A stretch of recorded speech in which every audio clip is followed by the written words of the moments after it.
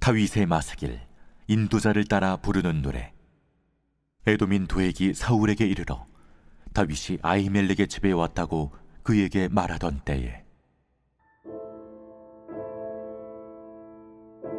포악한 자여, 네가 어찌하여 악한 계획을 스스로 자랑하는가? 하나님의 인자하심은 항상 있도다. 내 혀가 심한 악을 꾀하여 날카로운 삭도같이 간사를 행하는도다. 내가 선보다 악을 사랑하며 의를 말함보다 거짓을 사랑하는도다. 간사한 혀여, 너는 남을 해치는 모든 말을 좋아하는도다. 그런즉 하나님이 영원히 너를 멸하시며 너를 붙잡아 내 장막에서 뽑아내며 살아있는 땅에서 내 뿌리를 빼시리로다. 의인이 보고 두려워하며 또 그를 비웃어 말하기를, 이 사람은 하나님을 자기 힘으로 삼지 아니하고 오직 자기 재물의 풍부함을 의지하며 자기 악으로 스스로 든든하게 하던 자라 하리로다. 그러나 나는 하나님의 집에 있는 푸른 감람나무 같으며 하나님의 인자하심을 영원히 의지하리로다. 주께서 이를 행하셨으므로 내가 영원히 주께 감사하고 주의 이름이 선하심으로 주의 성도 앞에서 내가 주의 이름을 사모하리이다.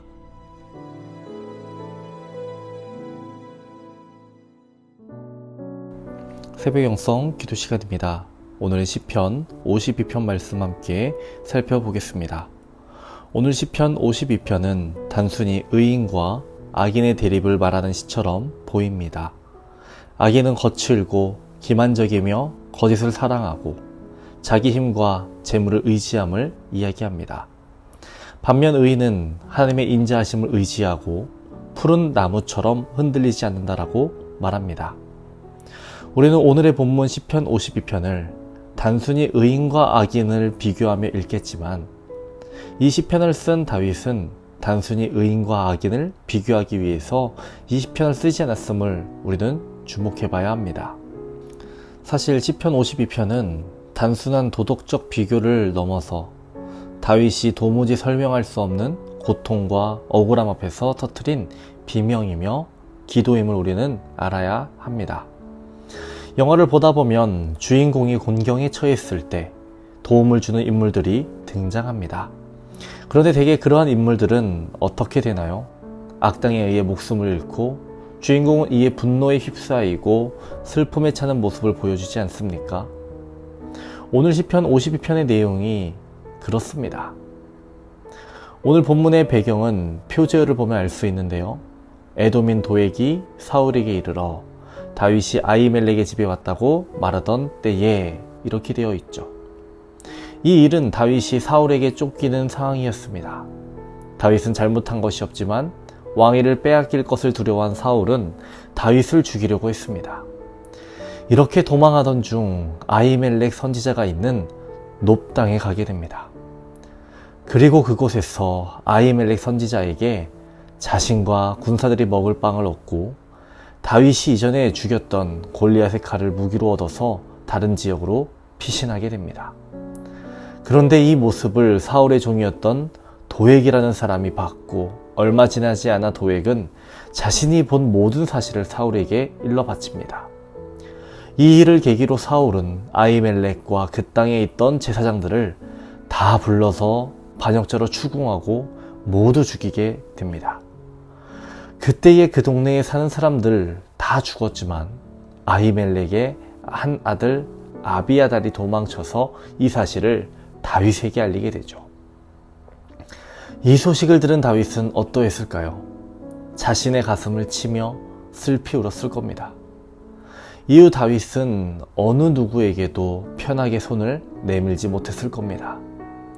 사울에게 모든 것을 이야기한 도액은 단지 자신이 본 것을 말했을 뿐이라고 말할지도 모릅니다. 그러나 그의 말은 면도칼처럼 날카로웠고 수많은 사람의 생명을 앗아갔습니다.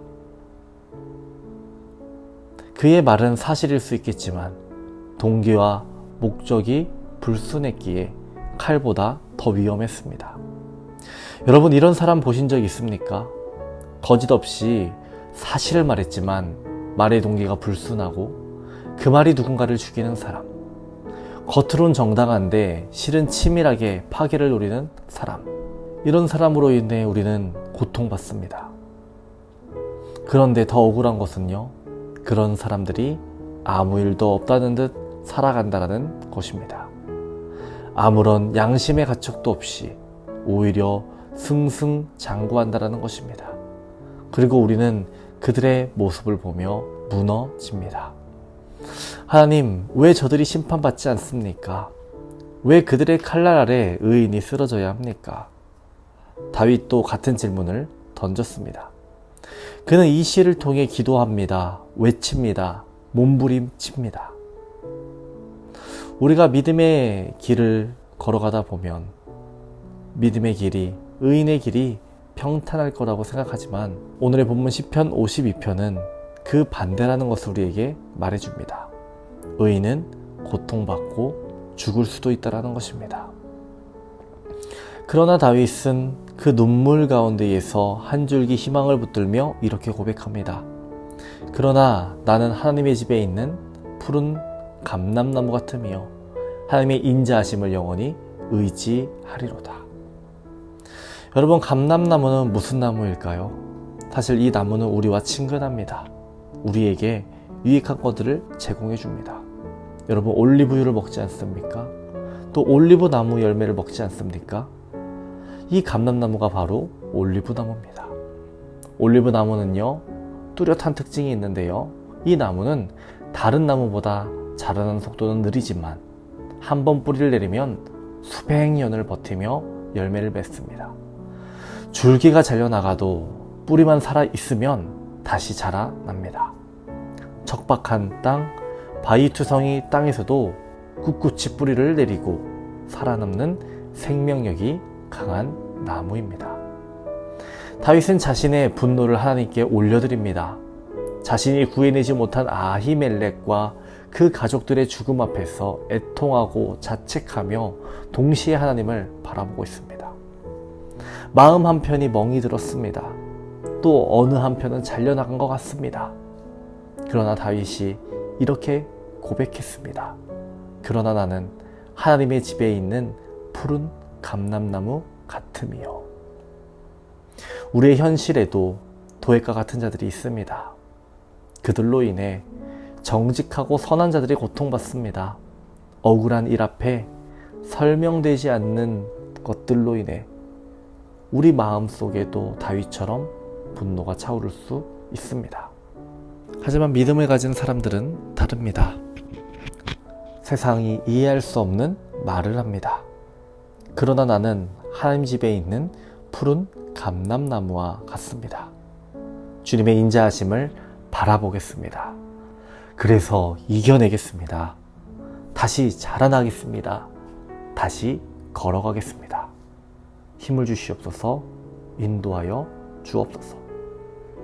여러분, 이것이 믿음 있는 이들의 고백인 것입니다. 오늘 하루도 하나님의 집에 있는 푸른 감람나무와 같이 되겠다라고 고백하며 기도합시다. 우리의 마음을 세상에 빼앗기지 않게 해달라고 기도합시다. 오늘 하루도 승리하게 해달라고 기도합시다.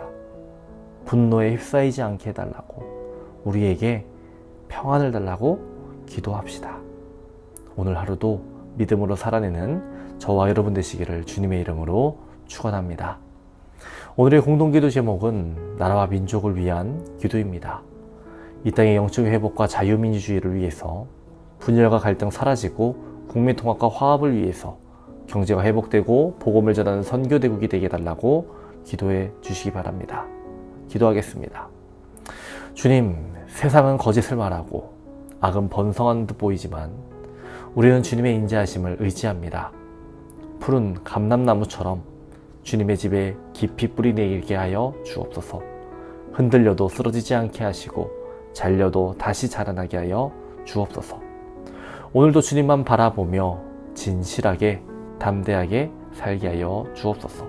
주님, 오늘은 나라와 민족을 위해 기도합니다. 이 땅의 영적 회복과 자유민주주의를 위해서 기도합니다. 분열과 갈등 사라지게 하시고 국민통합과 화합 이루어지게 하여 주옵소서. 경제가 회복되고 복음 전하는 선교대국 되게 하여 주옵소서.